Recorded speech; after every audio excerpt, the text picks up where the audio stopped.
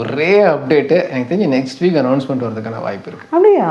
ஆமாம், எல்லாம் சுந்தர் சி தான் கன்ஃபார்ம், 200% கன்ஃபார்மு. ஒரு பக்காவான அந்த 90s ஸ்டைலில் தலைவருடைய படம் அந்த மாதிரி தான் இருக்கும் போல இருக்கு.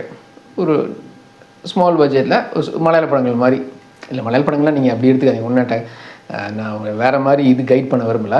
நினச்சேன் 90s தலைவர் படங்கள் மாதிரி தான், ஒரு ஜாலியான கமர்ஷியல் படம். நான் இன்னொன்று கூட கேள்விப்பட்டேன், ஃபேண்டசி படமாக இருக்க வாய்ப்பு இருக்குன்னு சொல்கிறாங்க.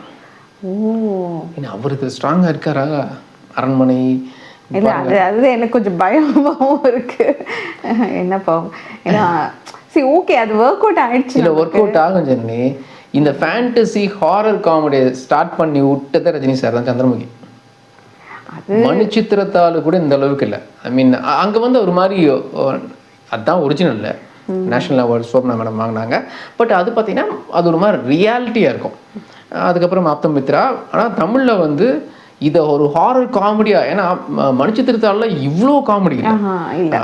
இந்த ஹாரர் காமெடி, அதுவும் ஃபேண்டசி கலந்த ஹாரர் காமெடி, அந்த கல்ச்சர் ஸ்டார்ட் பண்ணி விட்டு Chandramukhi. Rajini sir work out ஆச்சே. அவர் ஆரம்பிச்சு விட்டு அவர் வெளியே போயிட்டு எல்லாம் பண்ணிட்டு இருக்காங்க. ஸோ ரொம்ப வருஷத்துக்கு அப்புறம் மறுபடியும் போனால் நல்லா தான் இருக்கும்.